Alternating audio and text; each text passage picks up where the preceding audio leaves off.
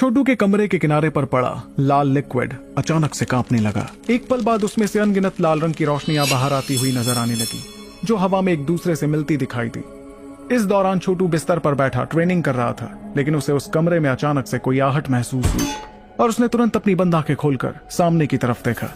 उसके सामने लाल रंग की रोशनियां एक दूसरे से मिलती जा रही थी, जिसे देखकर छोटू हैरान रह गया।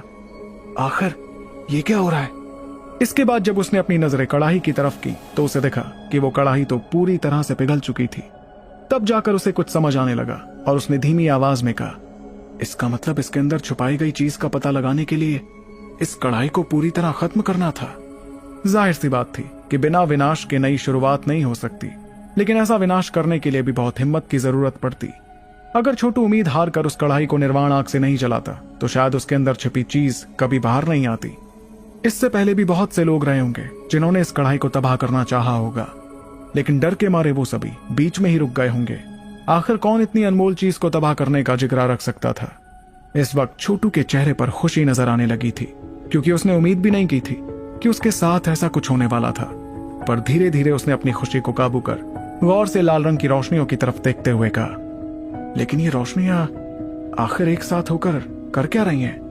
धीरे धीरे छोटू को दिखने लगा कि वो सभी लाल रोशनियां एक साथ मिलकर ढेर सारी लकीरों वाली एक तस्वीर बना रही थी। इस तस्वीर के बारे में थोड़ा और सोचने पर छोटू को कुछ समझ आ गया। ये रोशनियां तो एक साथ मिलकर एक नक्शा बना रही हैं, लेकिन ये नक्शा है किस चीज का? इस ख्याल के साथ ही उसने तुरंत अपनी अंदरूनी शक्तियों को बाहर निकालते हुए उस नक्शे को अच्छी तरह अपने दिमाग में बिठा लिया। छोटू के ऐसा करने पर सामने दिखती लाल लकीरें सिकुड़ते हुए आखिर में एक लाल रंग के सिक्के में बदल गईं। छोटू ने अपना हाथ आगे बढ़ाया और उसके हाथों में वो सिक्का उड़कर आ गया। जब उसने गौर से उस सिक्के को देखना शुरू किया तो उसे नजर आया कि सिक्के पर जलते हुए प्राचीन लफ्ज लिखे हुए थे। अपनी अंदरूनी शक्तियों से उसे समझने पर छोटू ने कहा, ज्वाला बस्ती का प्राचीन खजाना, लाजवाब। इसका मतलब इस कढ़ाई में एक प्राचीन खजाने का नक्शा छुपा हुआ था। ये कहते वक्त छोटू जोर जोर से हंसने लगा, क्योंकि वो बहुत ज्यादा खुश हो गया था। वैसे तो वो उस खजाने के बारे में कुछ भी नहीं जानता था, लेकिन उसे पूरा यकीन था कि वो खजाना शैतानी इलाके में मौजूद था, इसलिए वो जरूर बहुत ही ज्यादा खास।